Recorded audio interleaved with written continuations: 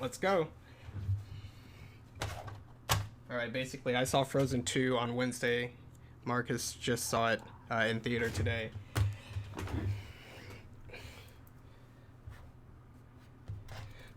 And I'm also... Yeah. What? Actually, you didn't say if you liked it or not. I said it was much better than I thought it was going to be. And I said it had a really nice premise, but then just about everything about the movie narratively was not earned. It was just lip service paid to just about every aspect, and the dialogue and the characterization suffered for it, and I feel like if you don't have that strong narrative core, then when people break out into songs, it's a little sort of odd and insulting rather than descriptive and in the moment. So if they don't properly say like, look, Kristoff, he's feeling this way, and he just starts singing, you're like, why are you singing? Singing was supposed to be like the emotional and communicative strong points in a scene, not just, well, time to have another song kind of a thing, and then you learn new things about the character out of the blue kind of stuff. Like that's where the musical part was weak. Yeah, that review. That review I told you I listened to. I don't agree with. What did the You review remember say? what I told you? Oh, yeah, it was like bog standard cookie cutter. Yeah, Frozen by Numbers. Yeah, I was like, this is not cookie Yeah. cutter. You want I to was see like, cookie yeah, cutter? what You, the- you go to that Frozen mini short that they forced us to watch in front of Coco. And then you're Yeah. like, ugh, my heart. And that's what I was expecting from Frozen 2. And I got a movie I enjoyed. And I did not enjoy that short. So I had a reason not to be all excited about the movie. How long was the movie? Felt like it was 107 substantive. minutes. Wow, less than okay. Yeah, so about Almost 2 hours. 17 minutes longer than a traditional music. Yeah, Disney a musical. little bit longer than I think you might have been traditionally I expecting. think I felt the song count creep up. Yeah, like- yeah. Yep. Right Like, when Kristoff started singing, guess- I'm like, Who? the boyfriend, the husband, fiance, Kristoff. Oh, There's Kristoff. Sven the reindeer, Kristoff the dude, Anna, Ella, and some new characters I'll probably try to look up so I don't forget them. Oh, and Yeah, the, Olaf. You thought when he started singing, the song count was going to be up? I thought some of the songs were just like, let's just shove a song in, and his song in particular. Well, I mean, What? yeah, that one. But in terms of using the song count to estimate how long the movie is, Mm-hmm. I think when Anna's last song, I was like, oh, it was like, oh, you get a song right here at the end of the movie. When she's about to run across the thing and jump. No. Anna's song when she's stuck in the cave. Yeah, With, when she's about to fading- run across the thing and jump in the cave. Right? She's already in the cave. Yeah, but she sang and powered herself up and ran and jumped across the gap in the cave, right? Okay, yeah, there's a cat in the cave. Yes. Okay. Yeah, That was like the thing. A small detail. Yeah. So the general impression is,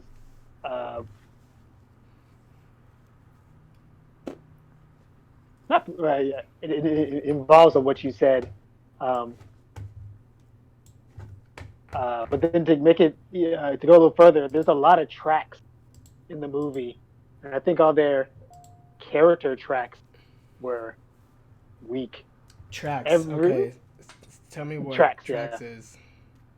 Just the way the character moves through the movie and what their motivations are, how they interact, and their motivations for doing so. Oh, so like So I kind of think- like when you talked about Friends before, and you're like, Friends likes to have a dual plot. There's always half the Friends members involved with one of the plots and half the other. Yeah.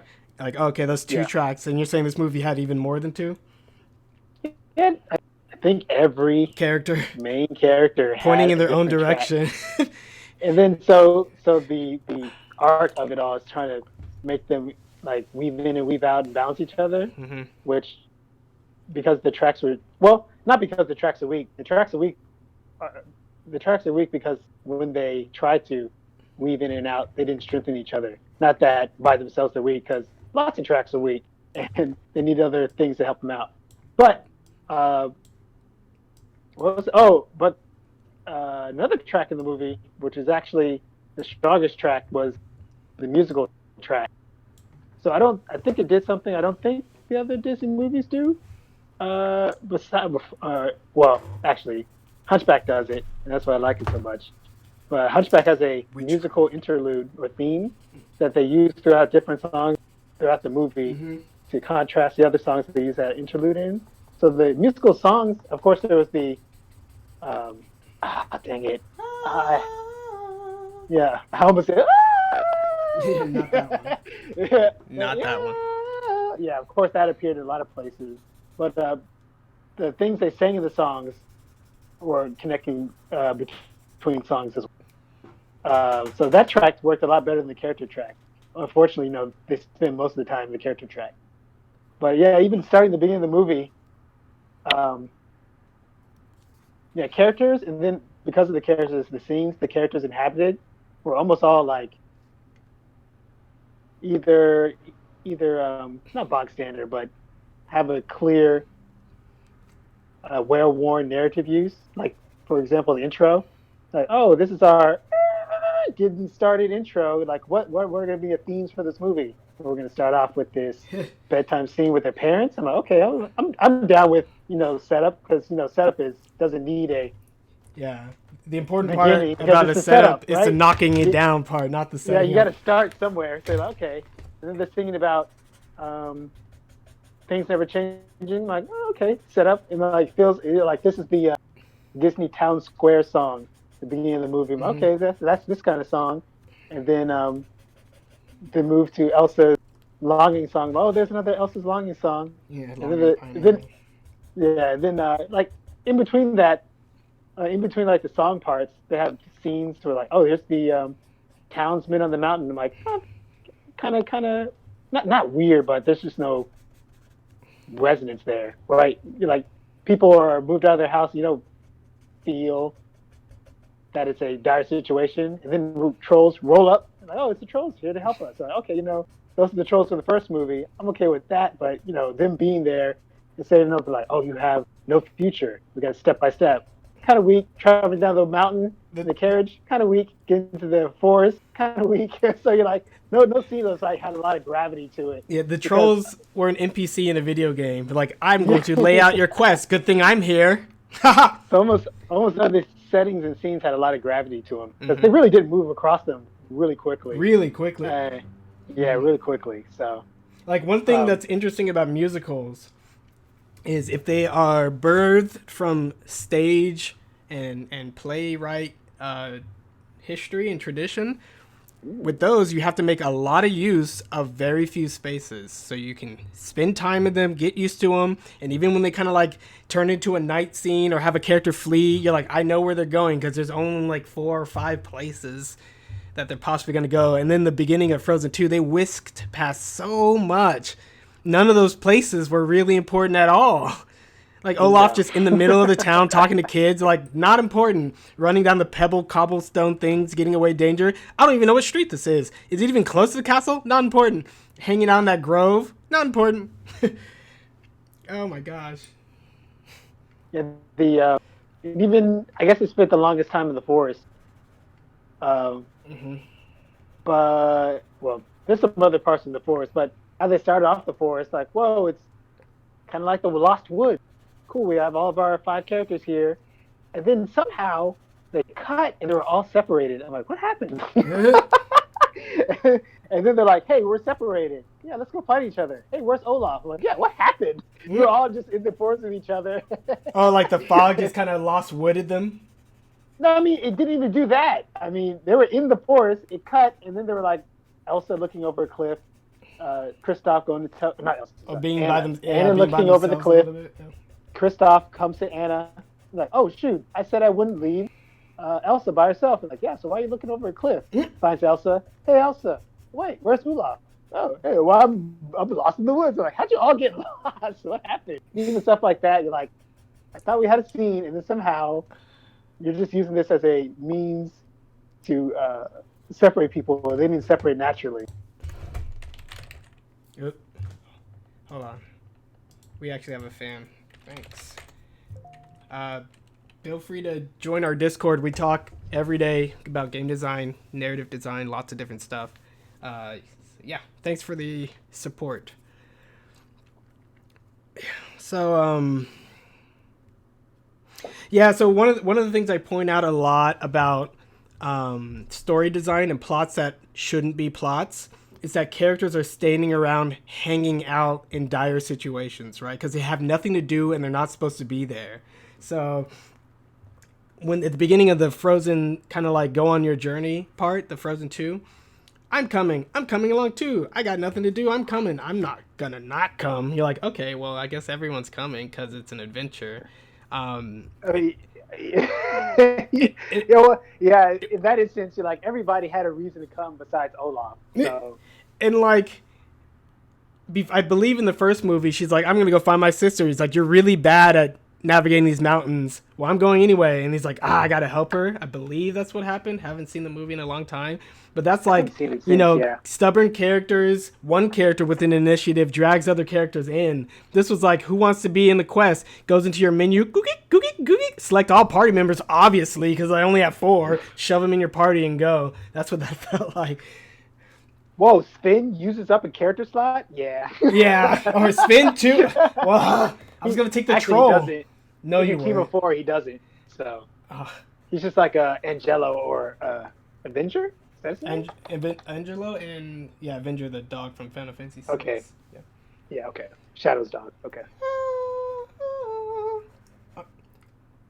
So let's So so like hanging out in a scene means the scene isn't part of a plot. It's like not there for a reason. People in real life are either living at home, which means they can hang out. They are traveling because life demands lots of errands and upkeep. Or if they're on an adventure, they are trying to go to a place because there's no such thing as an adventure of just keep wandering around. I'll find you somewhere out there. Like nobody does that. You're always getting to a place. There's always some geographical sort of grounding in it. So when you have characters just kind of standing around waiting, you're like, what are you doing? Like, what is your character? What would they be doing in this case? And the worst part is, so this is another reason why it's like a telltale sign of a sequel. The characters were doing this in the good times at the beginning of the movie. Like, hey, we're hanging out, not a lot of responsibilities, kind of standing around in hallways, just kind of talking. Let's play some charades. Okay, I'll see you guys later, I guess. You're like, this is why we cut the film at the happy ending, because it's boring. They have nothing to do, and you really need to have a character that is embedded in some kind of real world routine in order to not have that happen.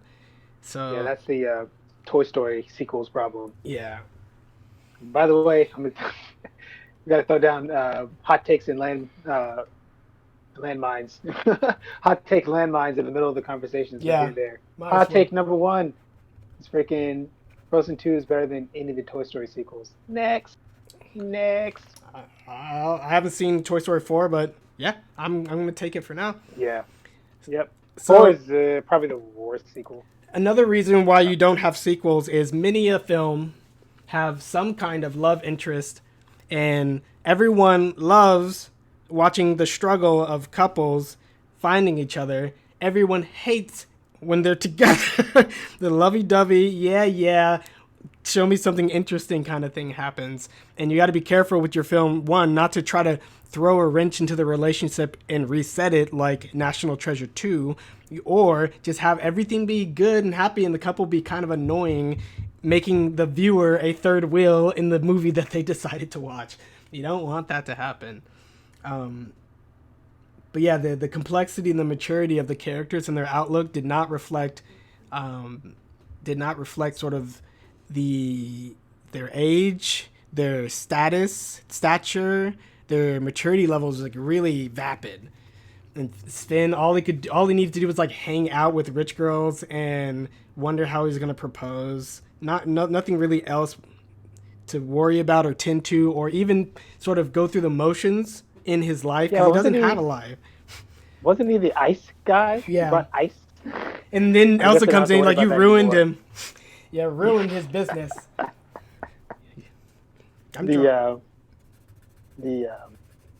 was gonna say before, the complaint about people hanging around. always felt that was a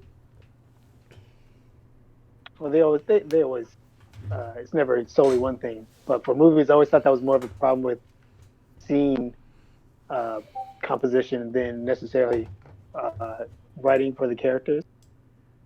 Especially for example, when they first got flushed out of the kingdom and they're just hanging up on the cliff, and it's kind of like walking around, and the trolls came up and they walked to the trolls and they like walked to the other part.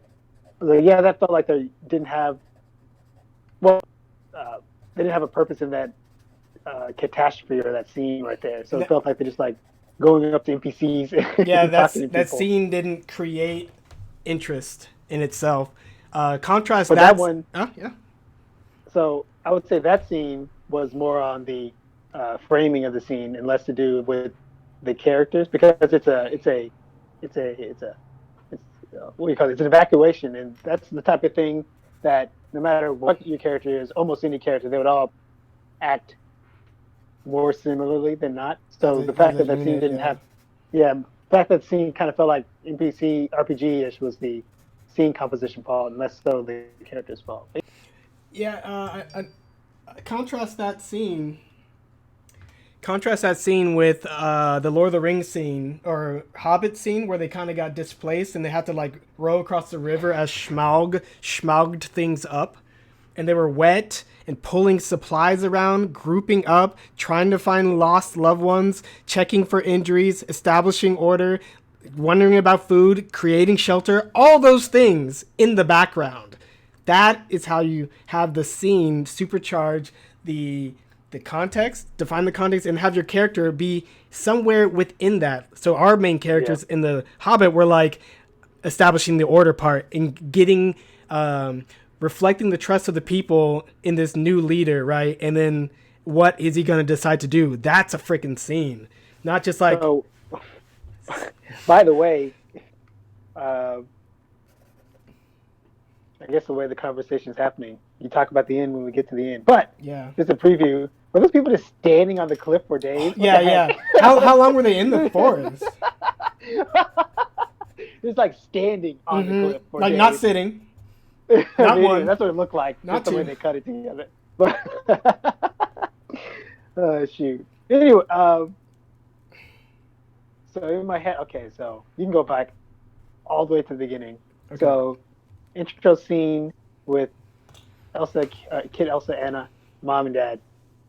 That's like, as I said before, that just like the premise. So there's almost nothing to touch there Okay, okay. until unless you go on later, and it's more of the realization on this premise. So I don't think you should mess with that too much. Yeah, I mean, some of the the scene flowed so efficiently trying to give that information that I felt like it shouldn't have been a scene. It should have been like just remembering, right? And Well, cut yeah, straight I to was like like, the so like you know how they open up Wind Waker and many other a tale where it's like look cartoony whatever, or let's go to a good movie Moana. In the beginning they had like the cutouts that the grandmother was educating the youth about, and it was like in the 2D cartoony fashion going from tapestry to tapestry. That's what I expected that was going to which be movie? like, huh? Okay, The beginning of Moana had the grandmother explain to the kids okay, about the demons and the why they're on the island, kind of giving him a little history lesson. And Moana was always trying to she wasn't afraid of the creatures when all the other kids would cry, and she's just like I'm brave, that kind of a thing. A really sort of simple, natural, and culturally relevant way of introducing the viewer to the context of the world and a little bit about the culture that is here. Having the mom and dad in another room, sort of like a sterile room in a castle that, you know, it's we don't know the layout of the castle, so we're not like, oh, we're in that one room we always love being in. It was just a random room, and have that scene delivered so on the nosely. I would have recommended the more stylistic opening. Basically, I thought they should open with that. yeah, yeah, as a yeah scene. It was, but uh, like I said before, like make that our default, and then if there's a problem with this part, it's because what the rest of the movie decided to do with it. Yeah. Yeah, parts of the movies are as a scene, I linked. was like, oh man, we're just moving Yeah, right along. Like I hate to do direct comparisons, where like want to build a snowman, obviously. Uh, a scene from the actual, I think it stayed there the whole time too, is more uh, homely than what they show with the two parents. hell yeah. Like, man, I really felt like. So one of the things about the first movie is that um, why people liked it is it had this twist on your standard fairy tale Disney movie plot, and that the love interest guy was actually a villain, and the true love was not the expected romantic true love, but of sisterly love. You're like, oh, cool. Um, I mean, I don't know much about the Snow Queen and the story that Frozen was inspired by. It's not really important. I think it would have been a more interesting film if Anna was a little bit, or Anna and Elsa. Elsa was Elsa. a little bit more uh, villain-like, even if it was sort of the negatives were the result of her making kind of sideways decisions about things and kind of being a little self-interested for once instead of whatever else. Then it's kind of there, kind of not. But I always felt Yeah, like, huh? I guess Oliver Tour was almost all in, internal. Like none of it. You're breaking up a little bit. Okay, let me do my. The island of Matanu, the birds and the leaves. This island gives us what we need, but no. Okay. Yeah, you're back. Hello? Say it again. Hello. I guess, yeah. Elsa's turmoil was almost all internal and didn't have anything to do with her choices or the results of her choices, which seemed to be pretty good. Yeah. So it was like pretty good Roman seemed choices, to but have- internally she's like, I'm feeling conflicted. Oh, pretty good family, but I'm feeling conflicted. Oh, pretty good kingdom, but I'm feeling conflicted. So all of her Oh, she dual needs- worldisms, it was all internally. But yeah. So Oh wait. Get to So I that. was gonna say, with that, it made sense that the sister, who locked herself away from the world, and her sister simultaneously, with the Who You Want to Be a Snowman, felt a big loss, especially considering how close they were when she was that young. So it makes sense that when she runs away, her sister goes and looks for her. All that makes sense. But in general, beyond that, right, and having her sister be her last living relative, I felt like the reason why Anna was like so sort of attached to her sister wasn't earned at all. She seemed like super sort of, what do I want to say? clingy. Codependent almost, which is like a more diagnostically powerful term. Maybe it's a little less.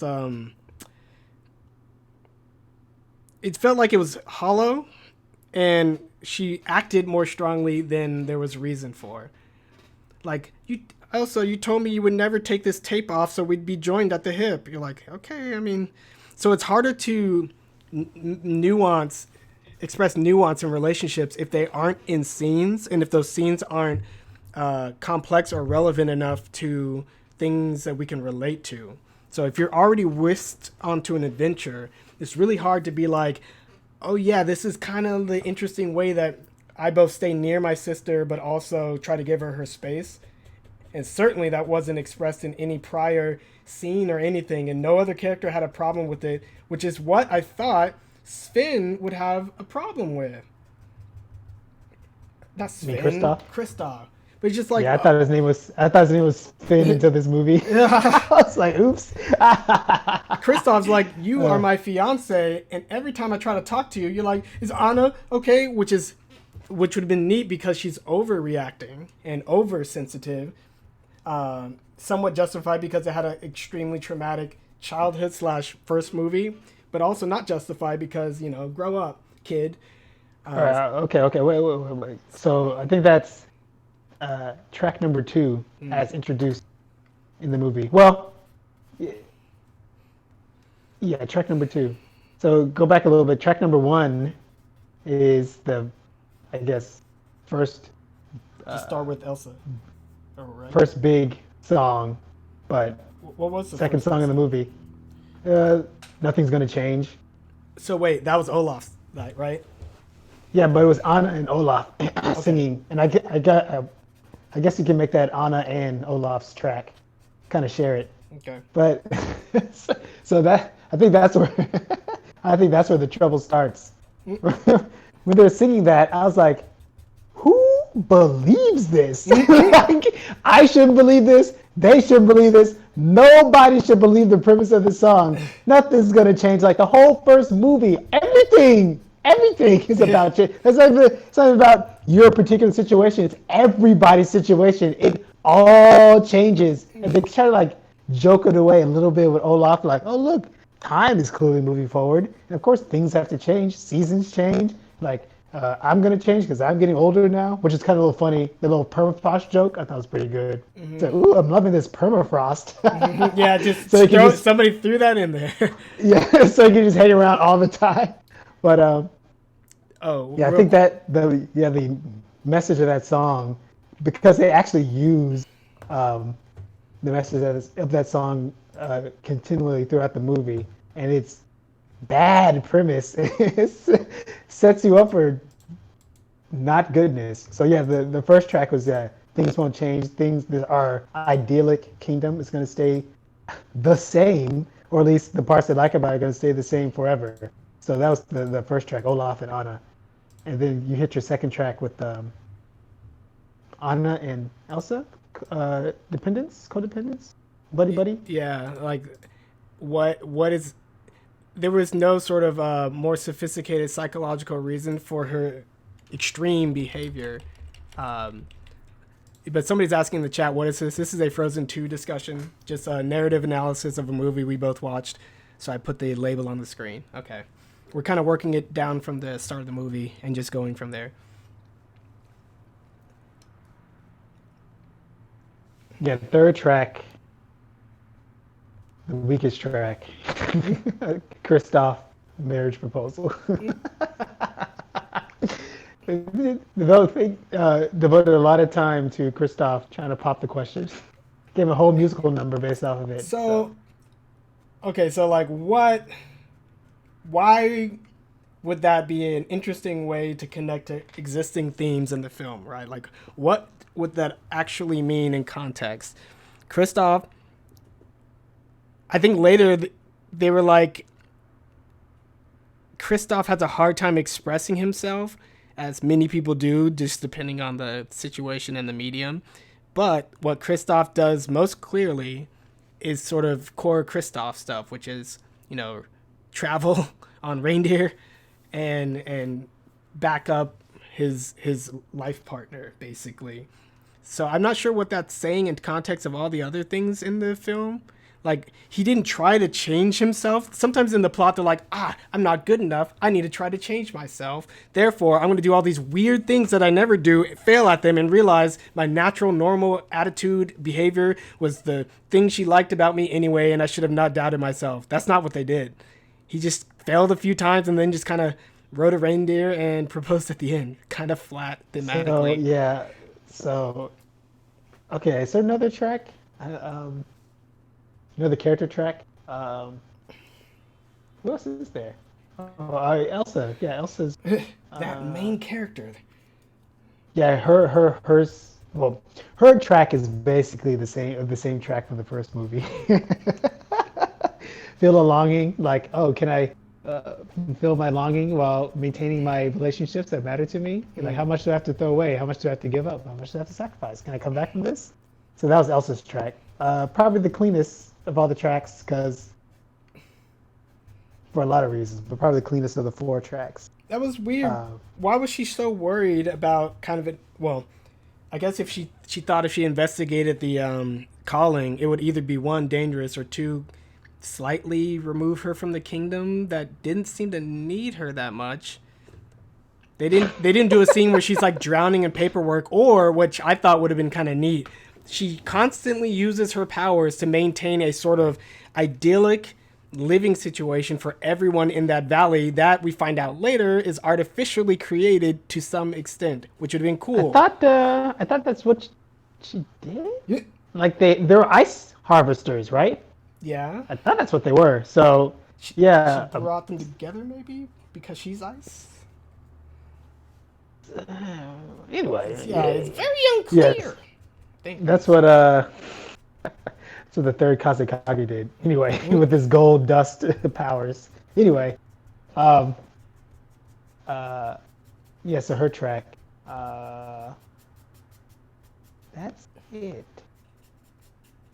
So where do I want to go from there? Um. Okay, so a little bit about Elsa and Anna's relationship. They're like,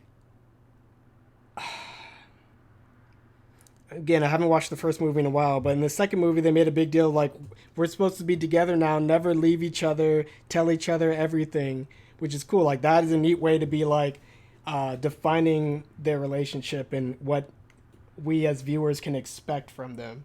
And then she's like, I want to have some more secrets. And she's like, you're not supposed to. I want to go off on my own. You're not supposed to. What is this? Kind of a thing. But, yeah, I'm trying to think about how little that created tension between them. They squabbled a little bit about like you shouldn't go into fires and you Yeah. shouldn't just go on, but it didn't do anything plot wise. Like nothing bad happened, not even the slightest, because of their wavering in their relationship and agreement with each other. And it seemed to be all one directional, right? It was always Elsa kind of pushing things. Pushing things away.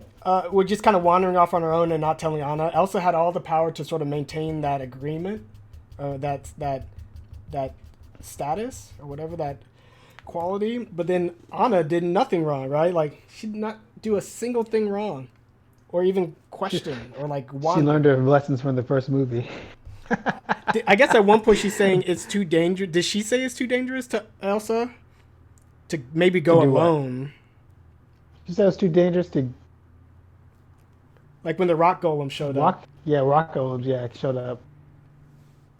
She couldn't wait till morning for whatever reason. I guess she said, "Oh, they're sensing me," but then they were sleeping. So anyway, yeah, the next part is finding all the crisscrosses, the Thematics. channel crisscrossings. Oh yeah, their motivations lining up or interfering with each So, other. so,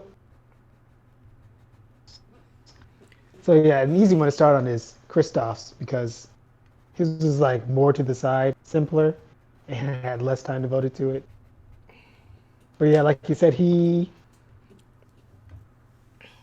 struggled to pop the question, but he didn't have to ultimately. So yeah, for the conclusion of his channel, he didn't have to change himself, and ultimately, like the right time just presented itself to him. And Anna never was even aware of his struggle. So yeah, so spatially, he popped the question after. Well, the not first after. time, meaning the carriage ride over. Where he actually proposed. Okay, very At the end of the movie. Okay. So spatially, in terms of what the story was doing, he proposed right when the sisters realized. I don't think they said it yet, but realized that they were going to be Fine away without from each other. Yeah. Or, So, yeah. so like you said, it was if that was the resolution to a problem that didn't present itself in the movie, that Anna's attachment to her sister was getting in the way of Kristoff's and Anna, which it didn't. It was just his inability to propose. Yeah. So, you could have on just that been like, note- now let's do this. On that note, I think they were also trying to set up a mirror track with a foil. with that other guy, the Oh, the native. the native. He's like, hey, look, I'm like you. We both talk to reindeer. Ooh, you He's like, talk yeah, to- I can talk to reindeer because I was gonna. I said that to myself in the movie earlier. I think Kristoff's and Finn's animal-human relationship is top tier. Disney talk to something can't talk back relationships. Oh, the body language thing or the one-way communication. Yeah, one-way communication. Because it was they pretty much did it subtly and deftly enough in both of the movies, which they kind of revealed in this one. They're like, oh, look, Sven's always talking for Sven, but he's Kristoff literally is talking. always talking for Sven. Yeah. Sven for Sven. Kristoff is always literally talking for Sven, but you feel that he's talking for Sven. So like he both does things he would say, and he does things Sven would say, which was they kind of reveal in this movie. He's like, hey, look, if you feel what they're gonna say and you say it, because sometimes he says things and Sven goes, I wasn't gonna say that. And other times he's like, yeah, you're speaking for me. You're like, yeah, he's doing both, which is pretty neat kind of little play. But So wait, something really important with that. As you kind of hinted at, many a Disney film have our little animal side characters that express very personified human-like reactions and actions. Every Disney film, just about. What's interesting in this case is one, how Kristoff and Sven's relationship is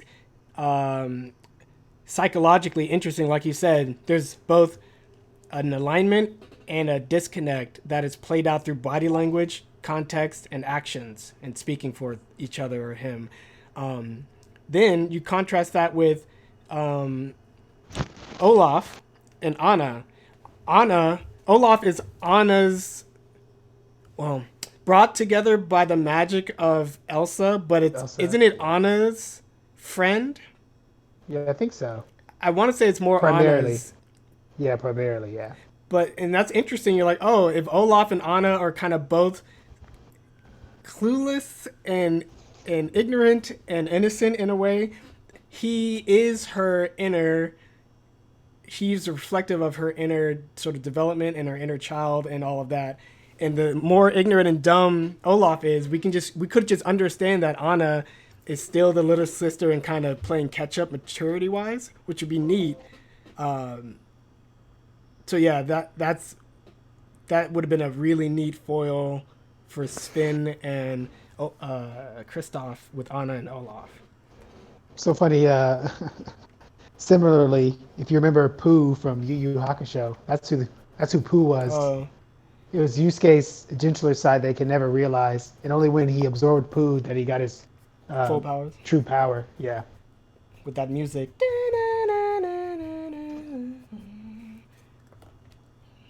Oh yeah. So Kristoff had a musical number, and it was pretty much a sideways musical number. It was more about the feeling he was feeling instead of how he was going to use these feelings to do something.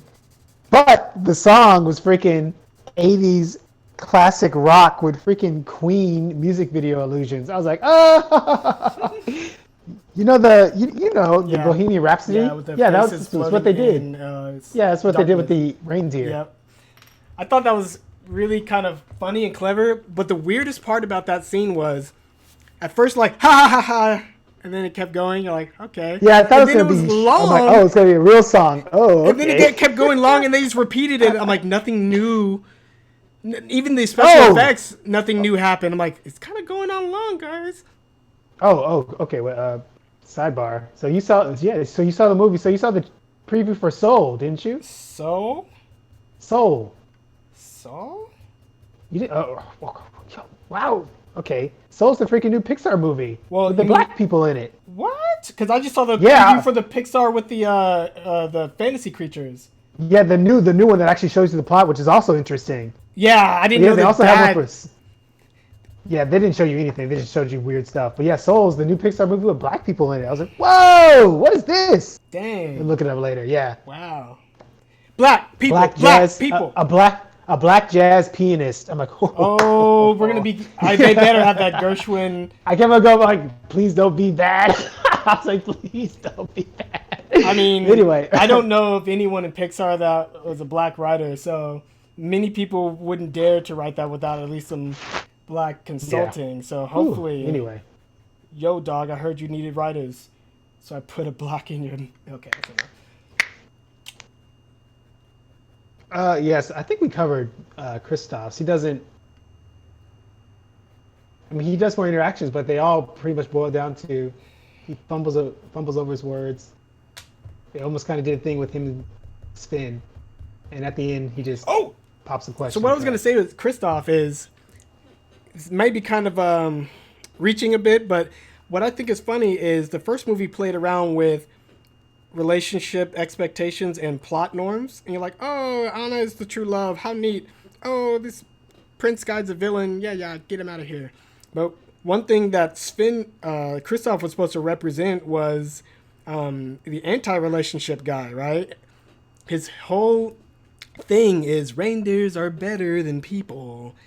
And I think you could agree, but Sven blah, blah, blah. And he just talks to himself about his sort of life decision and mantra that reindeer are better than people. I'm not sure why he said he didn't like people. He's just like, they, lie and cheat and steal stuff off your feet and stuff like that. He'll cheat you and beat you. Oh, yeah. Yeah. But then you're like, none of that happened. Yeah. None of that happened. By the way, that's, I think that's I forgot what we call those, favorite cutaway songs, whatever you call them, in Disney. The Even short. better than Street Rat. Yeah, Nothing was freaking better than Street Rat. But it's number 2. nothing is better than Street Rat. Number 2. Anyway, Nothing. I have it on my playlist and it comes up all the time. Anyway, so yeah, Sven was supposed to be the anti-relationship guy. It's sort of like I'm only in this for myself, kind of like the world is kind of lonely and solitary. And when he says reindeer are better than people, it's almost just like declaring his non-relationship / asexuality, just like screw all you girls. But that wasn't really played up. He revisited that song earlier in the second film. What did he say? He was contemplating proposal, but he kept saying reindeers are better. So the scene was, he's like, oh man, I just can't talk to Anna. I've never been good with people. And he starts, reindeers are better than people. Sven, don't you think? And that's true. And then he does the Sven voice. Mm-hmm. You know, oh, okay. So, but what's Sven? I think he said, what did he say? Don't let the bed bugs bite. I think he's essentially said, or alluded to, him talking to Sven was more stable relationship or something. More expected. How him talking to Sven, like we said before, is not just Sven talking for. It's not just Kristoff talking for Sven, but it's Sven talking through Kristoff's. So like, oh, you are reading this animal's feelings and emotions. Like, this is what you need to do, and you can do with actual people. Yeah. I thought that was the meaning of his response was, which was weird. It's like that's the cool part of the song, but then the rest of the song is just a love ballad. Yeah, like oh, so. Let's say Sven, Kristoff's character again had no flaws either. And we didn't get enough details about his relationship with Anna in any of their squabbles or his attempts to understand how complex of a duo they are. But what if Sven was seemingly resistant to Anna's like extreme bubbliness and extroverted personality, and Sven didn't know how to react to it and would, still be hanging with the group, but oftentimes retreat into a little bit of solitude, especially to check up on Sven and things like that. Like, that could have been a thing where Kristoff realizes that his natural empathy for reading people and listening to emotions is like a really effective and important quality in a relationship, and then sort of do something based on that. But it was so neutered in terms of just like, I need to say these words about proposal. And the using your mechanics to express romantic love is extremely rare. I can't think of any. Maybe kind of freaking Ed talking to Winry at the end of FMA, Like, and he fix tried my to arm forever. express it in freaking equivalent exchange, like, you idiot. Yeah. But it's so funny, like, it's all he knows. What do you want? What do you want? That's why I shouldn't take lessons from Ed, but here we are. And here we go. Kokon. But Tokons are better than Kokons. but yeah, that's Christoph's Yep. channel. Oh! I was gonna say, was freaking Anna freaking crazy in the first movie? She's like, oh, what I'm saying is, what was it?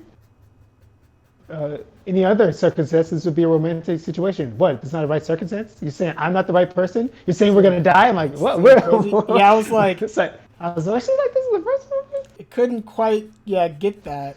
Which would have been neat if that was part of her sort of semi-destabilizing, immature outlook on life, reflected in her sort of extreme snappy reactions to common statements, right? Which is maybe Kristoff would have responded to that going, whoa, I can't talk to people. Like, Anna freaks out every time I say something. But maybe that could have been an Anna quirk and not a Kristoff quirk. But she only went crazy on Kristoff. She's crazy So- for him. No. I'm not gonna let you have that. give me back my daughter. Is that my daughter in there? Give her back.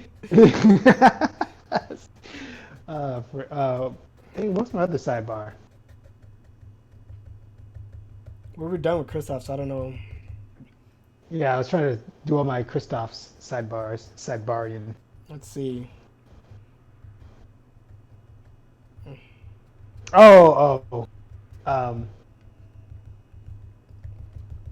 Yeah,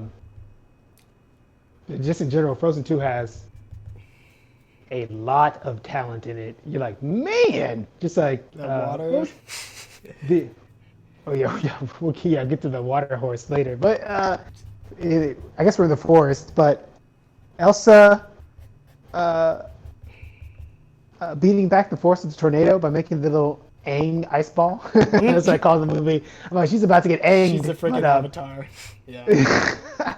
We're making the little ice ball, but then in the ice ball, showing the freaking rotoscoped vision of the past, it was like frames, because it was spinning. Her ice was spinning in the tornado, and then when she blasted back, she, I guess, picks an instance of the frame and freezes it solid. I'm like, man, that needs to be a freaking gameplay thing. Someone, I was make super impressed by their memory mechanics, their ways of externalizing memories and ideas via. Oh yeah, I ice. guess we can. Yeah, I guess we can talk about the mechanics. But yeah, the water has memory is a super strong mechanic that was. I want to say it's super strong, but they didn't have to deal with its like all-encompassing, like what that means, all-encompassing, like universally, because they scoped it in the movie well enough and just kind of threw it in. But like that's the kind of thing like, Bushins, they contain your memories, and when they pop, you get them. You're like, whoa, that's a freaking game changer. What the? You know, we can do this. This changes everything. Like, but same thing, like water has memories. Like this changes everything. But the way they used water and ice already kind of let them use this immense power of water memory. So it was a nice little, pretty cleanish detail to throw into the movie. I didn't think it made any problems for him. On that note, they brought Olaf back to life in the first movie. Yeah, that's what I was like. Why were they freaking out? Water has memory. We already proved it. So, I guess she thought, well, this is the ending stuff. I guess we're here. They did. So if that wasn't the very end of the movie, there's no way Anna would have been like, Elsa's dead. I'm not even gonna look for her. Whatever. She's dead. Olaf's dead because Elsa's dead. We like you listen to a song that is heavy in metaphor. You don't know you think she actually jumped in water and drowned? Get the frick over to that glacier, Dave. freaking check on your sister. Yeah. But She yeah. could be like the Avatar, frozen and needs her a sister to come and get her out. Good old Katara. On that note, I thought they did a pretty good job of diversifying the elements. So when the fifth element was a human woman, you're like, oh, okay, yeah, because you have a real salamander fire, real. Oh, it was a fire salamander. Ah, anyway, you had Yeah. a real. I was like, take Charmander. Moving Yeah. on. You had a real salamander that was the fire spirit. You had a water spirit that manifests itself as a water horse. You had just the wind, and then you had giant rock golems. So like that was a bunch of different things. Yeah. So when Elsa was a human spirit, you're like, okay, yeah, Yeah, spirits fit can be right anything. in. Let's go. Anything. You're the human in my life. You're my inspiration. So I guess So Interesting. let's talk about the voice calling and the city being destroyed. is the voice her mother? Yes. Hmm. Just like in Ava, which means you like it. I guess not. How's that? How's Did that they give work? us any mechanics on how that was? So the mother is magical Sure. through the union of mother and father created a new species, but ultimately, I guess to right the wrong that happened, the mother informed them about this legend, which held a secret to their past or whatever. I'm not sure why things came to a head at this particular time. She did say she woke up the spirits. I don't know how I mean, she did that. she did one by answering the call and doing that huge ice freeze. Okay. But Okay. again, I'm not sure why then, or why the mother called then. I think they almost said like she's been hearing it for a while, so we don't know how long. But there was nothing timely about those circumstances. Like Elsa got there just in time to what? Nothing. Okay, it's not Oh, like yeah, it needs there's to, no- but I was just thinking. there's no One Piece time requirement to solving this mystery. I hope we solve this mystery, and then nothing happened. I love those jokes. Like, of course something happened. That's the whole day. Yeah, show. like you kept playing the But, game is what happened, but then you're like, but, wow, I've been playing this game and nothing happened. I thought he was talking about Scooby Doo. Oh, he's talking about Kingdom Hearts. Kingdom Hearts, yeah, the city Okay. or with Roxas, and I was Oh, like, okay. you don't have okay, time to make a okay. profile about classic quotes. Oops. What were we talking about? The Elsa awakening the spirits and what, Okay, and yeah. why and when and why what. Yeah. That was your thing. Okay, so she heard the calling. She kind of tried to ignore it. She had some intuitive sense, which is fine. No, she's magical, and it was her mother that it was calling for her. Nobody else could hear it. So obviously she's like, well, I'm special, and therefore it's about me. Like, makes sense. She's in a song, and then it's just like, boom, explosion, and then the spirits came and wrecked the city. We find out later the spirits were actually trying to help everyone by wrecking the city because they assumed Elsa would continue to travel out and solve this whole thing. Really? Is that what they did? I don't think that's what they did.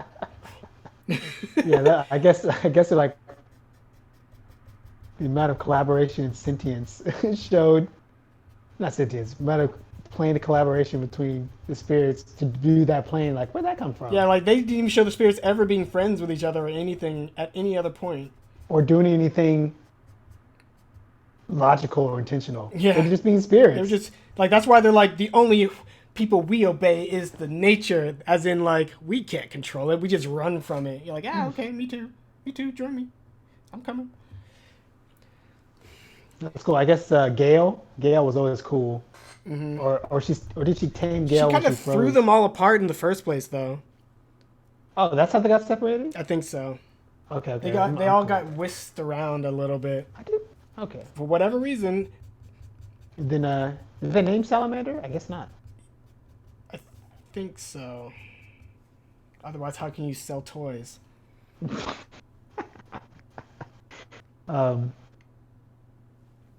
and of course, the horse taming. I was like, oh my god. First of all, a mane of waterfall. Who came up with that? What? Oh, it's a waterfall. It's still flowing. Mm-hmm. So good. So. So okay, they break through this barrier, and they enter this bubble, right? That we assume nobody else has even gone that far, or something. Mist? It wasn't like Mist? don't enter the bubble. It was just What's the bubble? The mist? the mist, yeah, the barrier. Okay. And with Elsa as a key, they bust in. I don't. Again, when the spirits attack the city, I'm not sure what that means. And when Elsa is the key to enter the bubble, that seems to make sense because she's magic. But when the spirits felt her presence and came to her, I guess she's the queen of the spirits. She's like the uniting force because she was in the middle. But I don't know why they would come to her and attack. Yeah, the Fire, yeah. The Fire I Nation. mean, so the only the fire one attacked, right? I guess the rocks. The did, wind and the rock, yeah, they all. The horse was punching her. Oh yeah, when she got to the ocean, yeah. The horse is like, this ocean's not big enough for the both of us. Wow, horse. Wow, Cold Steel. Yeah, why were the spirits upset? I don't know. I There was guess in the nothing about flashback- imbalance. In the flashback, they what? They didn't like the people fighting. They said it angered the spirit, and they put a dense fog and closed the forest. Which actually made. But Yeah. they weren't. Actually, well, I guess we don't even know what their relationship was with the people still in the forest. Were they like, it's the fire spirit, ah? I guess they were running from the stone spirits. Which everyone would. I guess they weren't supposed to be violent, as evident by the end of the movie.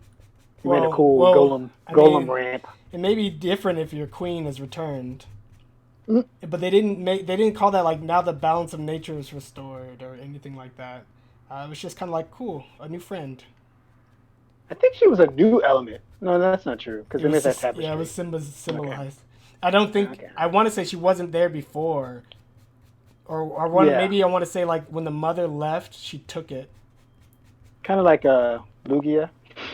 Yeah, Lugia wasn't there before with the three birds, but then by gold and silver, like, oh yeah, we need the king of the birds.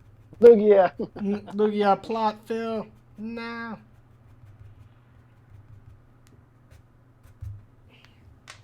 I'm drawing the cat. I'm making it nice. So yeah, I guess we got to talk about the natives.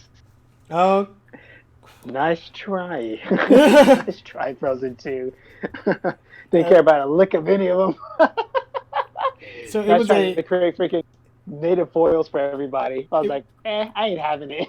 it was a great kind of idea to introduce a counterculture that isn't an attacking force to the world of Frozen, because all those people in the town were pretty homogenous and with no Yeah. issues to solve for the There was that townspeople. random black guy. Yeah. guard of the garrison. I kind of Where'd don't you like come the from? random blacks interjected. I was just telling Ezra that the other day. I'm like, you know what I don't like? Just random blacks in a sea full of white Yeah, Europeans. like- Like, where'd this black guy come from? And always where's his like, posse? Like he was a slave somewhere and was freed somehow, or his dad was, and made his way over here because they're educated, real smart. Why has to make a long story to get him to freaking a European country, Mhm. and then like in a secluded one too. You're like, how do you get over there? How Yeah. do you get there? Were there blacks in Brave? I don't Who think cares? so. Moving on. I don't want to think about Brave. Ah. But yeah, they're like, so I'm surprised they didn't give them a musical number. If you give Wow. freaking trolls one, you don't give them like they had that one like they're just kind of chanting. They like I guess informally or formally, make everybody a family now because they were fighting for 35 freaking years, and We'll get to now that after in a second. Because it made no freaking sense. that was real. That rough. was. Apparently, they didn't kill each other. Yeah, what the heck? What happened? What were they doing? Dressed in armor? So, okay. When I first saw it, I was like, cool, we just saw memories made out of ice.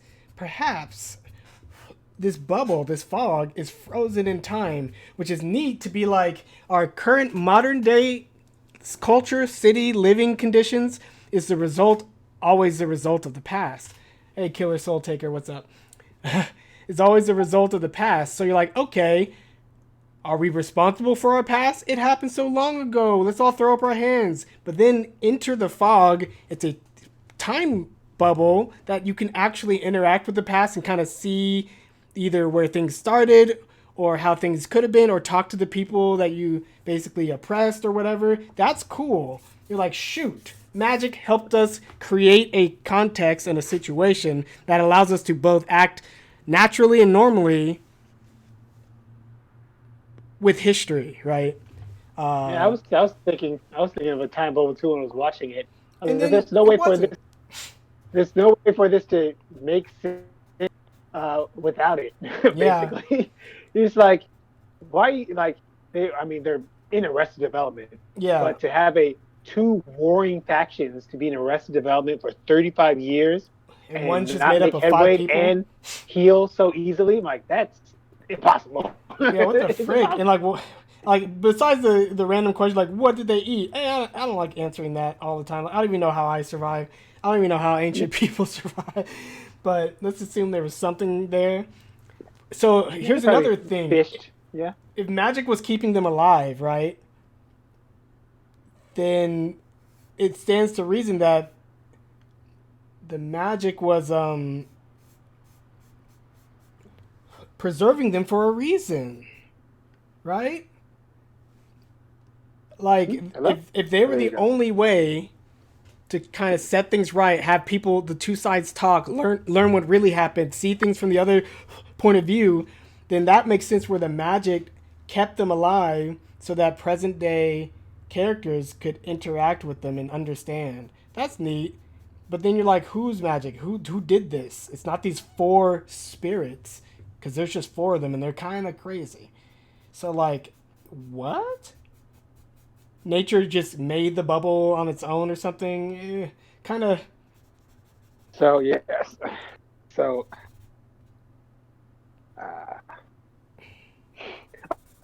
So okay. Dang it! I was gonna say something, but then so the spirits were angry that the humans were fighting in their magic forest.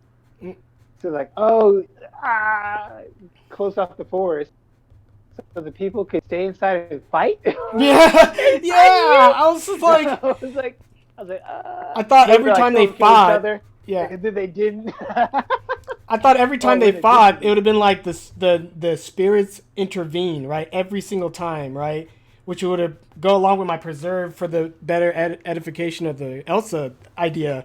But that would also be cool. Like, oh, humans fight for reasons they probably shouldn't. Spirits in their wisdom try to do things in their spirited way to not let the worst case scenarios happen. So if that's the case, it would have been cool if Elsa, Anna, and crew enter the forest and have some kind of character disagreement, and then the spirits frickin' intervene every frickin' time, right? That'd have been subtle and cool and character developmentally interesting. Like Kristoff and Anna argue, and all of a sudden, like, wind spirit! To a degree. So they tried to. Unfortunately, in the limited amount of time, they showed pre-fog native culture. They're like, and one of the driving points of Evil Grandfather, they use magic. You can't trust people with magic, which was, at the very least, Echoes. a call back to the first movie Yeah. and why Elsa felt so isolated. So, but Because of grandfather's a jerk. yeah, in terms of this is why we're gonna slaughter people. Not good enough, but Mm-mm. but in the small amount of time they have for the flashback, they didn't show a very different culture. It was pretty much the same, but they lived in a forest. But their magic stuff was just a bunch of games. Like, look, Oh, like blown away by the wind. wind, Isn't this fun? wind Like, oh, cool, waking. here's some water. It's making a shape. I don't think they. Oh, here's rocks. It made a structure. I made a rock man. Isn't that cool? Yeah, okay. That's Kill cool him. games, but how do you integrate that into your society to live and interact with the other people? Oh, we don't have one. Yeah, you just like us. Dang it. Mm. or or we only listen to nature so we can play our video games. Yeah, but it's like yeah. That's what I was getting to. Like, we only listen to nature to do what? Play games? Have fun? Get blown around by the wind? I can do that. Everybody can do that. In fact, when they visited, that's what they did. And Pocahontas did it. So the natives were a big miss. Yeah, I like the And, idea. the foils, the freaking Christoph Foil. He's like, hey man, I talked to reindeer too. Yeah, Later.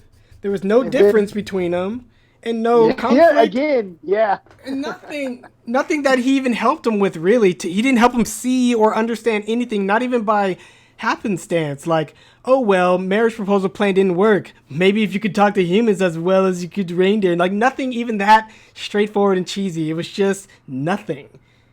Same thing with the Elsa foil. Not really a foil, just a friend she made. I'm talking to you at the campfire. I'm like, you are unremarkable. Later. Mm. Granny Elder, you are unremarkable. Later. Yeah, like you want to She see made some. like a couple of, we're going west. You can come if you want. Yeah, like how You know mean. what? I don't know what to do with you.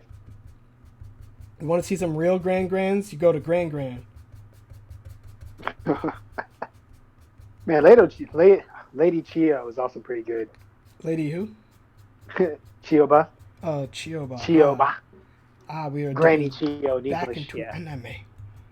Why did you say it like that? I am an idiot. Anime boys. That's where we cover most of the scenes in the movie. If you cover, the intro castle and then forest, campfire. They didn't eat in the movie, did they? Yeah. Okay. So one of Yeah. my Well, they had the feast in the intro. somehow. yeah the Thanksgiving. They didn't So show them eating. yeah, I guess we Right, could talk yeah, a little okay. bit about the powers that Elsa used and how she used them. She's basically in the Avatar state. Like, I don't think she gets tired from using her powers.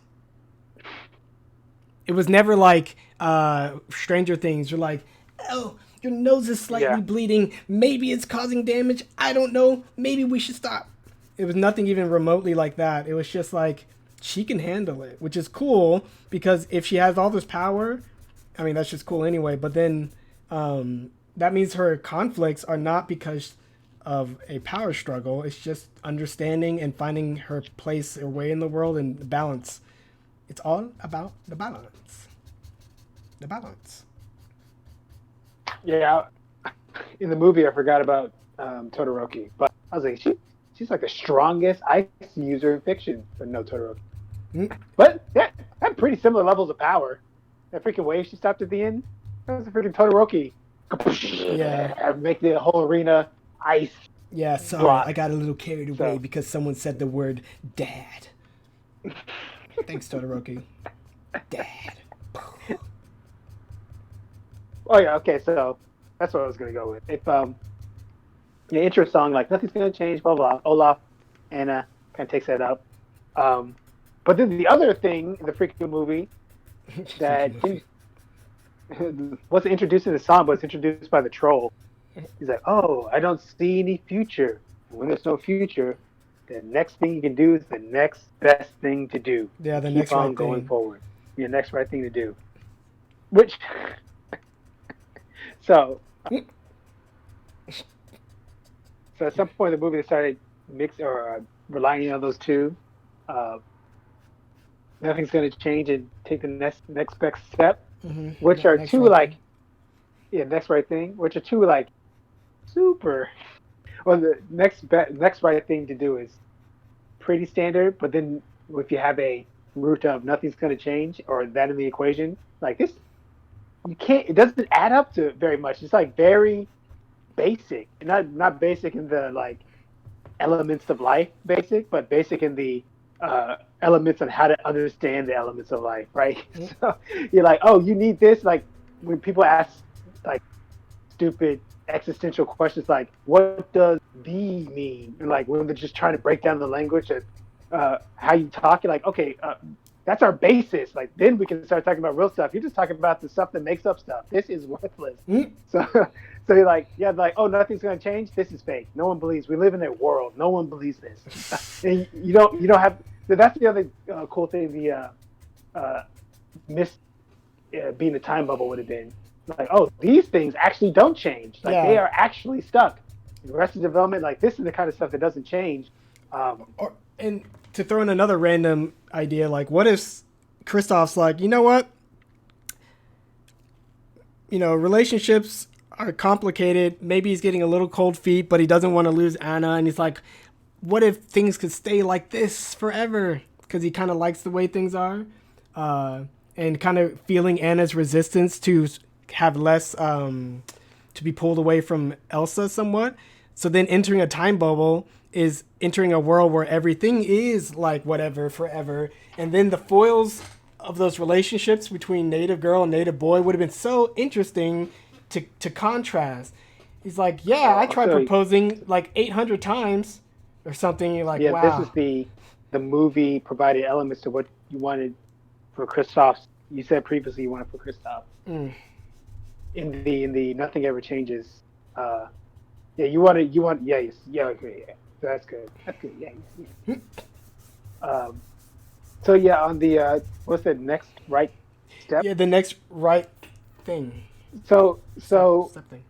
So similarly to them not being in any type of situation where nothing's going to change is remotely feasible. They're also not in a situation where take the next right step is in conflict or remotely in conflict. Yeah, like what were their moral choices?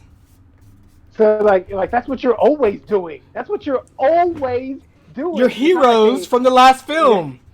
Yeah, it's not like they're like, oh yeah, we used to have our crystal ball and that always showed us the future, or we always had a guiding light, or we always had the mantra of the kingdom, or even like metaphorically, like, oh, this is the values of the kingdom. If we follow our values, we'll eventually we'll get to where we need to go. Like you don't have any of that. You're just like you always did the right thing, and you still have the same path you always had. You're like your inner self-worth, inner morals, and your teamwork, friendship. Like you still have all that. That's what you've always been doing. So like when Anna's song like take the next, she had a song about it at the very end. I'm like, well, I mean, you can sing and you got some feels for the sing, but for what you're singing about, I'm like, well, I mean that's pretty bog standard to be singing at the very end of the movie. And her choice was to sit down and cry or go try to help a situation. I guess she didn't present it, and it wasn't presented as a choice. Like maybe she would doubt the whole mission at that point and go, maybe we should. Well, they couldn't leave the fog. There was no choices. Oh yeah, I forgot she was stuck. No choices to be made for those characters. What if like Kristoff was like, let's get out of here. None of this makes sense. We have a home. Screw magic. Sorry, Elsa. And stuff like that. Like, nope, nobody could even think of a choice like that because they didn't have a choice. By the way, the rock that Golem threw at Anna, that like tore up the rolling dirt, across showed, the bridge. Really nice soil. I'm like, whoa. Oh, that I was like, yeah, that dirt. Yeah, the ship when they zoomed in on the wood, I was like, oh. Yeah, I think it looks so good. I mean, I went and saw it with coworkers. One is a character artist, the other is an environmental artist and tech artist, and they liked a lot of the VFX and graphics too. But I don't think they were freaking out about the same thing I was, except for the horse water. Horse water was good. And then. And one of their old friends from school, when she was studying in school, worked on the film. He worked on Frozen 1, and I think we saw his name in Frozen 2. That's cool. Like Small World. A Small World. It's huge, actually. Shut up. Small World. Small World. Oh, So like I said before, Elsa's kind of like track, probably the cleanest because it's a lot like the first movie. Pretty much beat for beat for the first movie. So Elsa's last song was pretty much her Ice Prison song from the first movie. She's like, look, woo, I was so lost before, but this is it. Woo, this is it. Yeah. I was like, whoa, we're doing this again? But, Into the unknown. Into the unknown. No, that's the first song. Yeah, that's all I can remember. Oh yeah, Elsa, yeah, that's the other non-hot cold take. Elsa's the best female vocal or best Disney vocal, period. Really? Man, she hits so many like crazy weird notes. I would say I'm like, this key is probably the most underrepresented key in all Disney movies. Probably some like raised seventh or arpeggioed, whatever the heck. I'm like, man, I never hear this in a Disney movie. That's some technical arpeggio, whatever the heck, raised, whatever. I don't know what the heck she's doing. That's interesting. I wonder how much they were like, can you handle this? And she's like, give it. I can handle it. Ah! Like that. Interesting. So yeah, so that was Anna's kind of feeling, or so going back to the things they didn't work for. It's like, oh, so yeah, Kristoff, weak on his interhuman personal relationships, and then Anna, kind of a weird foundation of codependence, psychopathy, it's not psychopathy, and then using the next right step for kind of like a character reversal, growth in your final trying song. To find independence. Yeah, and you're like, didn't earn. That scene was difficult anyway because Olaf dying meant she thought her sister was dead, but then she was only grieving for Olaf. I mean, it was both in there, but the scene was her grieving over Olaf, and she didn't have any like explicit time to grieve over her sister, who would also been in trouble or dead.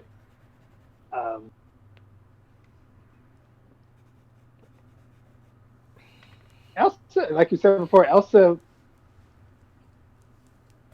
feeling that she is of two worlds doesn't manifest itself personal or physical way. Yeah. It's only like internally. So when in the first movie it was, if I remember correctly, but in this movie it wasn't. So when she got to her "This Is Where I Belong" song, I was like, whoa, I thought that was cool, yo. Yeah, like I thought she didn't like the calling is one thing, like something is calling me, but another is just like I don't belong here.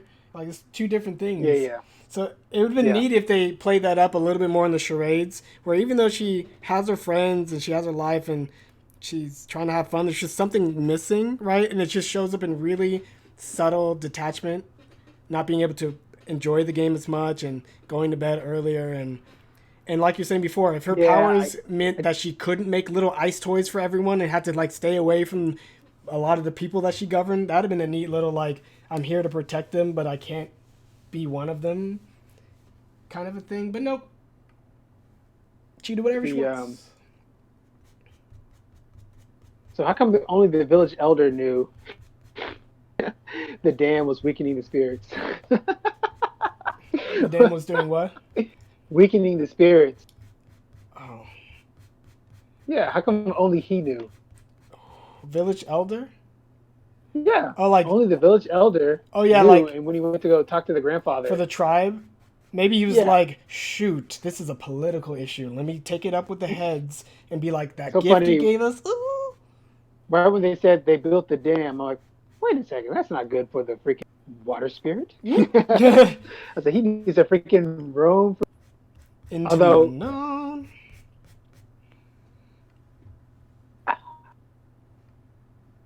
I guess it can just be like, look, civilization, man, in general, in nature, weaken the spirits. Although that's not what. Yeah, that's not. Why would a dam weaken the spirits? because they're natural dams, they're beaver dams, Yeah, all over the beavers place. are jerks. Yeah. Just kidding, beavers. You guys are amazing carpenters.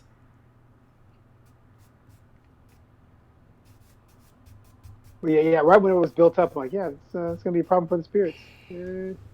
Uh, is there no way the spirit? Hey guys, this bridge, right? Something. It's just a bridge. It wasn't tucked away anywhere special. Like, hey y'all, remember the bridge? So Bridge? you're trying to figure out a way for that bridge to have upset the balance of nature. I mean, once it had how no one would be able to figure out or be told that besides else. Yeah, having to basically go to like the it's been memory. 100 years and then things have been fine. Bridge comes up. The only thing that's changed is the bridge. Plus, you're like, I guess, again, because of a limited flashback, what weakened spirits there were, we don't know what their full strength looks like, right? Like, oh, it's weakening the spirits. Like, oh, you look the same to me. And also, those spirits were like, universally elemental, fire and blah blah blah. But like, were they just hanging out in this small like couple hundred acres? Yeah, that's what at least the story was. Like, this is where they live, in this forest. Okay, so maybe the whole world was suffering, which is too much. We don't need to think along those lines. Just like How to Train the Dragon didn't need to think much beyond their initial village. Like, too much for your plot writers. Too much. Couldn't handle it. What up, G? Couldn't handle it. Couldn't handle it. So I guess the final thing they kind of like left off on, like, ooh, the sisters split. There's a bridge, and one human bridge is back in Rivendell. I forgot what the place is called. Back at the castle. Arendelle. Arendelle. And then Elsa's going to stay with the spirits. Look at the bridge. Which, that's hard. So the fact that her Take the Next Right Step song was using that next right step kind of like theming that I thought was super weak. I guess you said, yeah, like you say, like I guess that was supposed to be her like stepping away from Elsa, which is easy to do if you think she's dead. That's not. Yeah, take the next mandatory step. Take the next step. I don't have a choice to take. Ooh, very powerful character. For your personal being, like to get out of the forest to help the new people we met, basically help everybody. Yeah, it's like no one was rooting against you taking that step. It didn't seem like that hard of a choice, at least choice-wise. Maybe the actual rocks were hard. Yeah. No, the rocks were not hard. So yeah. Oh look, she gained her independence from Elsa in her song, and now, which is like, hey, you live at the castle, be queen, and I'll be in the forest. She's gonna be okay with it. Into the unknown. I like that rock version. No. Yeah, that was good. I was like, ooh. I just liked it. No one can take that away from me. I think we covered all of our beats. I cover what? I think we covered all of our beats. No. All of our. Oh, whoops. Not yet. So. Stop shading that cat. You can see the cat? No. I can't see the cat. It's on You the said you were drawing stream. the cat. Oh.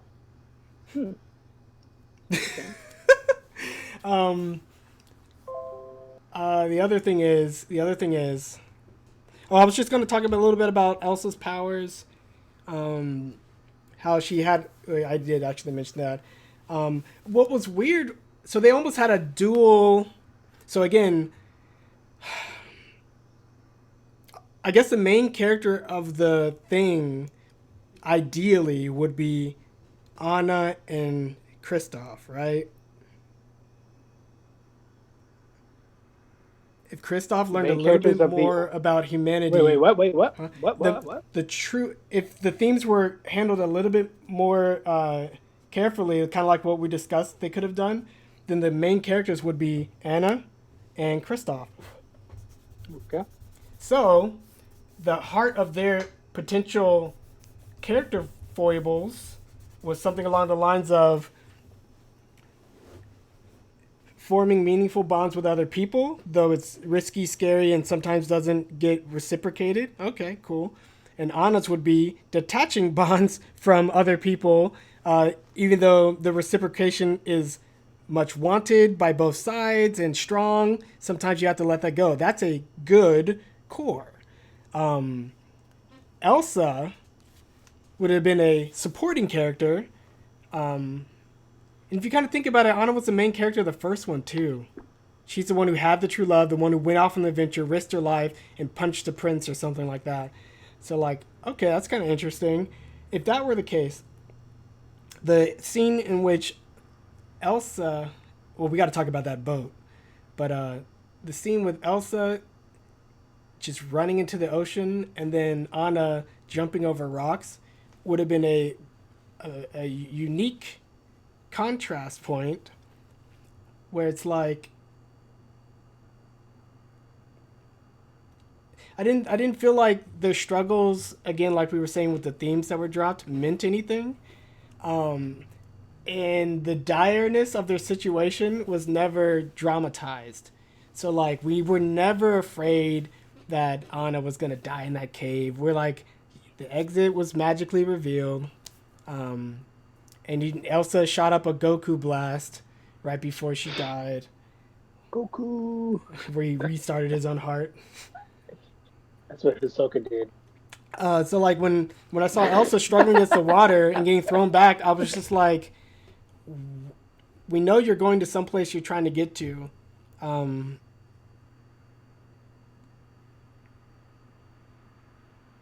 It was a cool struggle scene, but it didn't mean anything for what was meaningful in the story. She's been fighting and punching and struggling and kicking and using magic this whole time. So it was cool looking, but it didn't mean much. Which part? Fighting the ocean to try to get to the island for Elsa. It was never I quite... did like that part. Her strength was never What I questioned. did like about that part was usually when they're like, you can't go along, it's too dangerous. I'm like, this whole trip's been dangerous. That one was like, yeah, Anna, you could have done nothing. Oh, and that one, like, I would have had to make you an ice horse and then drag you around. I guess after she tamed the horse, it would have been feasible. But like before that, like she had no idea how she was going to get it across that water. She was freaking using superpowers. Yeah, so. She was just like, I'm so strong, I'll make it. But surprised she didn't just like walk on a bunch of ice anyway. Yeah, levitate there, or like make an ice bridge. I mean, ice floats. You could have made an ice bubble and shot ice out the back. I guess she's not as strong as Todoroki. I mean, that's another reason why I thought that scene was weird. She made a freaking what is castle? That? No, even more complex. That Aristotle. Oh yeah. Yeah. Handheld telescope thingy. Yeah. She made funny. That. What? And I'm sure it worked. I am sure it worked. Yeah. So she has a very high control over her powers. Not to mention that she makes sentient life in Olaf and the golems that were defending her castle originally. She, no doubt that she could make it where she needed to go. So again, that's why that seems like, I'm not worried. Is anyone else worried? It's cool, but okay, moving on. So yeah, I guess they should have made a point about, taming, quote unquote, all the spirits. Yeah. And the way she tamed the spirits, like cooling down the fire, was kind of neat because she wasn't afraid of it. She didn't do anything to the rock guys, and then she rode a horse. So she didn't do anything to the wind. Olaf named it Gale, and maybe that helped. But yeah, So again, it didn't add up to a lot. It didn't mean much, and that's kind of what I mean by that. But I guess some of the ending important salient moments were just like freaking delivered as dialogue. Oh, and Arendelle saved. Oh, cool. Whew. Oh yeah, that is a thing to worry about. Was probably at the bottom of my concerns. Bottom of any Disney final conflict to worry about. Maybe the only thing less was whatever they didn't up, because I don't even remember. I was like, anything that was happening at the end of up, I'm like, none of this matters. Yeah.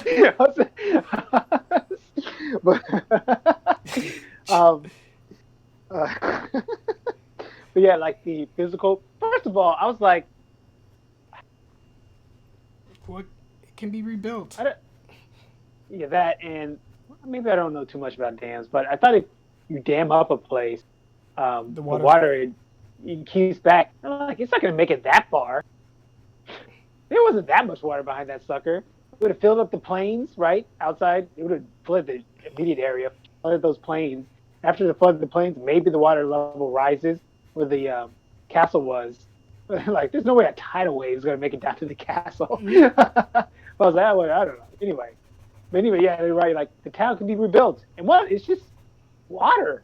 Well, I guess that's why they made it a tidal wave, because like it would have crushed the castle.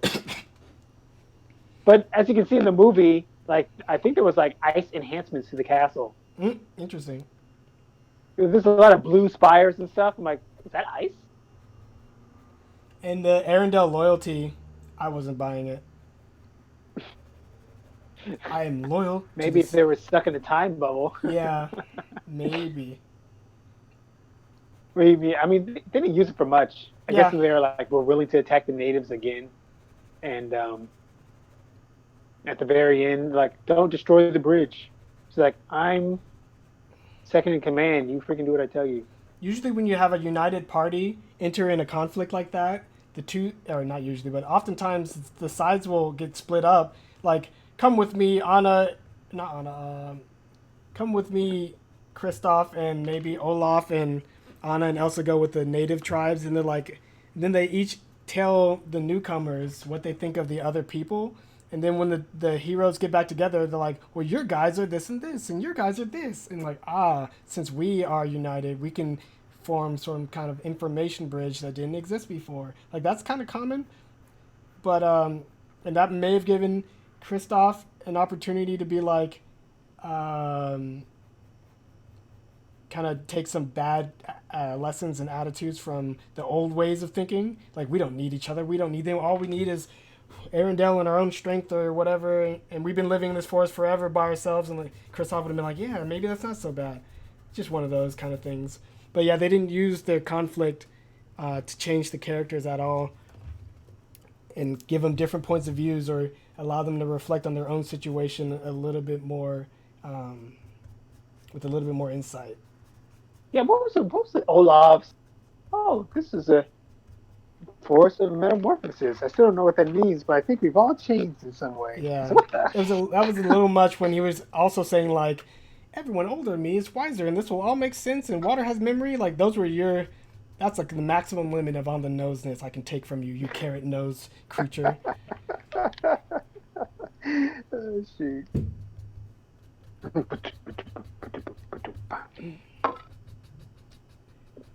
Into the unknown.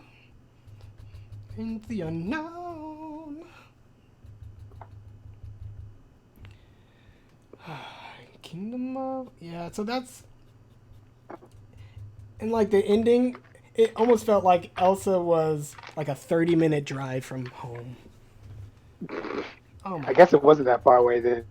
Oh, they did, yeah, in the final scene they showed, there's like, just across the bay. So, yeah. Not even the ocean. How can we sympathize with your cause when you could walk to her?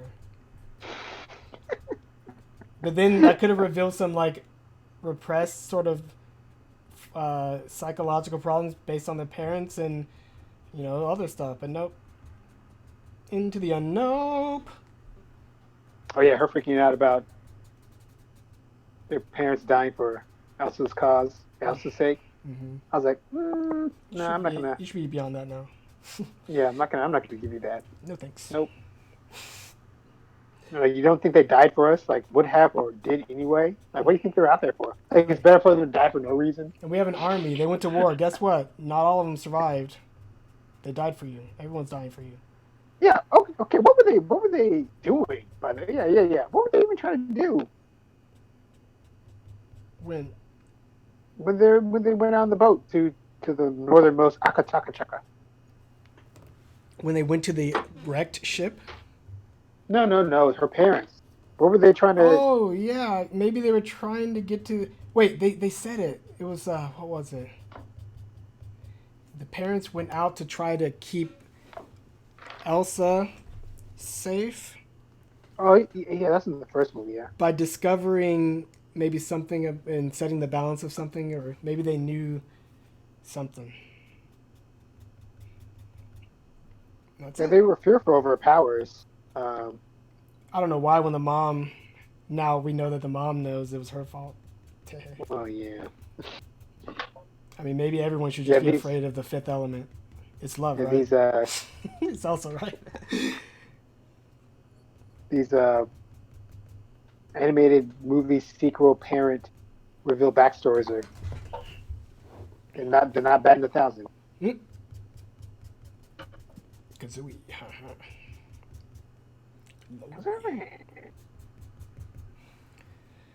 Into the unknown. Guess that's Richard's favorite song. That's the one I remember right now. I think that's It's the new Let It Go. I'll call it the best one. Cool. I don't have to fight.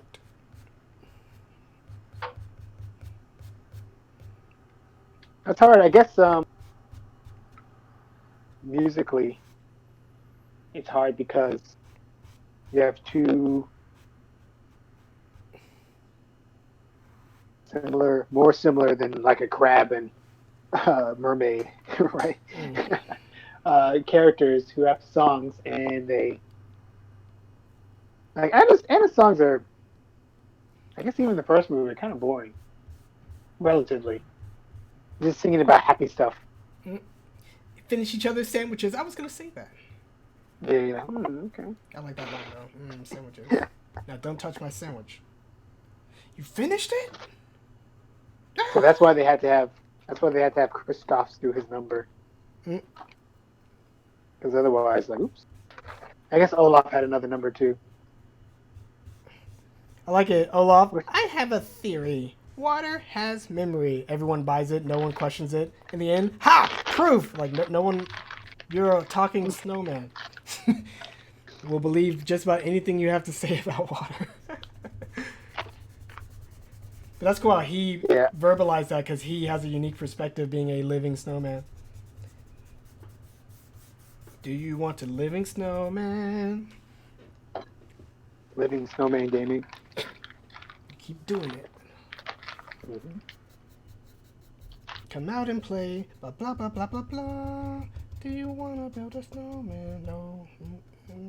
No, I don't. No. I don't want to build a snowman with you. Wow. The stream shows all my art techniques off. I'm just making it up. He's making it up. He's making it up. After looking at tutorials, he's making it up. He's making it up. Oh, DK Will won quickly. He won what? Well, he won quickly. Got anything else? That's it. I still enjoyed the film. I enjoyed Magic. Yeah, that's a good film review, y'all. You don't want us to talk about Brave. No, I'm just kidding. I guess I'm tired now, but yeah, I guess we didn't detail which of those parts made it enjoyable. I mean, for an animated movie, if the visuals are spectacular, you can get away with a lot. Just in general, you know, I just like what I see. In general, nature and spirits is a thing that has strong visual storytelling. Oh, you know, they did that really well. You know, one of my favorite visual elements in Brave. Brave. Yes, we're gonna give it one compliment a year. No. The wisps. The wisps. The blue will-o-wisps had human faces and they were fiery looking, and the blue lighting was so good in Brave. And then they basically brought that tech back in Frozen 2 with the pinky blue fire salamander. Why was it burning stuff? What's your problem, kid? I guess he was a little wild, wild spirit, looking for his Lugia, you know. We're all looking for our Lugia. Yep, I'm always looking for Lugia. The world turned to ash. Haka Lugia it up. Sakaduchi.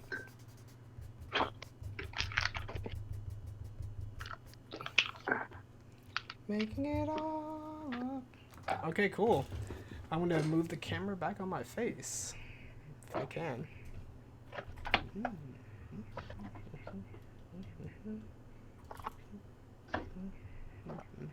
Something like this. It's too zoomed in. Oh yeah, because I zoomed it in.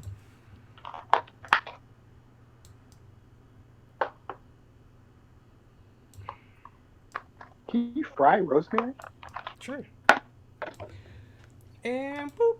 Okay, guys, that was it for our Frozen 2 discussion. We do discussions like this for just about any show, any narrative, any movie, any commercial, any manga, any anime that we watch because it's really fun to talk about things. Marcus does the heavy lifting on the summary, and I do the heavy lifting on all the modes of critique and other thematic elements. And together, we out. See you guys. Later.